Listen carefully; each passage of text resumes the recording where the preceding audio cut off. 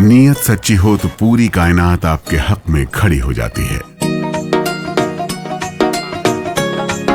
ਮਾਨ ਸਰਕਾਰ ਨੇ ਨਹਿਰੀ ਪਾਣੀ ਦੀ ਸਮੱਸਿਆ ਨੂੰ ਨਜਿੱਠਣ ਵਾਸਤੇ ਬਹੁਤ ਵਧੀਆ ਕੰਮ ਕੀਤੇ ਆ।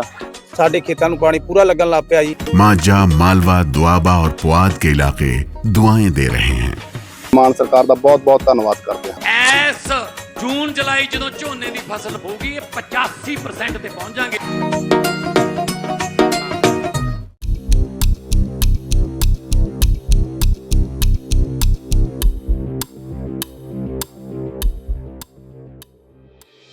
ये है जापान की PM Sanaya Takaichi. Takaichi Bharat के दौरे पर दिल्ली पहुंच चुकी हैं। इनकी तस्वीरें आप देखिए। दिल्ली एयरपोर्ट पर इनका रेड कारपेट वेलकम हुआ। इन्हें रिसीव करने के लिए भारत सरकार की तरफ से भारत सरकार के केंद्रीय मंत्री डॉक्टर जितेंद्र सिंह पहुंचे थे। भारत और जापान के रिश्ते बहुत अहम मोड़ पर हैं। जापान की पीएम का यह दौरा वाकई में बहुत ऐतिहासिक साबित हो सकता है, क्योंकि दोनों पक्ष अपने स्पेशल स्ट्रेटेजिक और ग्लोबल पार्टनरशिप को और आगे बढ़ाना चाहते हैं।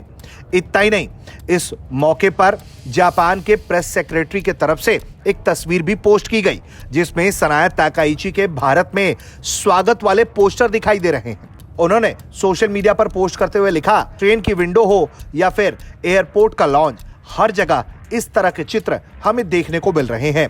यकीनन जापान के प्रेस सेक्रेटरी इस तरह के आवभगत से काफी खुश दिखाई दिए। वहीं जापान की पीएम सनाया ताकाइची एयरपोर्ट पर जिस अंदाज में पहुंची और जो भाव भंगिमा था, वो काफी खुश दिखाई दे रही थी। वहीं सनाया ताकाइची ने भी अपने दिल्ली पहुंचने की जानकारी देते हुए बताया कि वो दिल्ली पहुंच चुकी हैं, जो भारत की राजधानी है। उन्होंने कहा कि बतौर जापान के पीएम और व्यक्तिगत तौर पर भी भारत का उनका ये पहला दौरा है। उन्होंने कहा कि भारत के प्रधानमंत्री के साथ हम कई अहम मुद्दों पर बात करेंगे, जिसमें इकोनॉमिक सिक्योरिटी, एनर्जी सिक्योरिटी जैसे मुद्दे शामिल होंगे।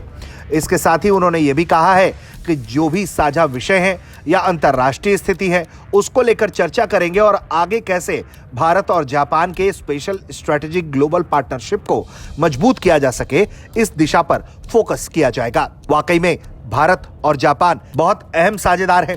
जापान ने अपनी डिफेंस पॉलिसी में भी कई तरह की तब्दीली लाई है, यानी कि जापान हथियारों को लेकर डिफेंस सेक्टर में भारत के साथ कई नए मोर्चों पर बातचीत कर सकता है, अपने डिफेंस कॉपरेशन को बढ़ा सकता है।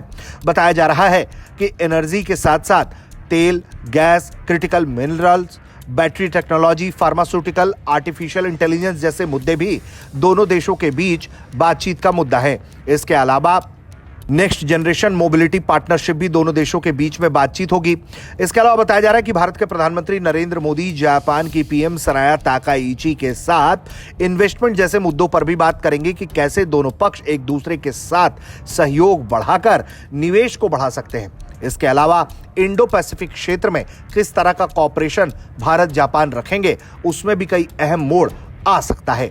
कुल मिलाकर देखा जाए तो भारत और जापान की साझेदारी इसलिए भी बहुत महत्वपूर्ण हो जाती है, क्योंकि दोनों के ही कॉमन थ्रेट्स को देखें तो वो चीन ही है।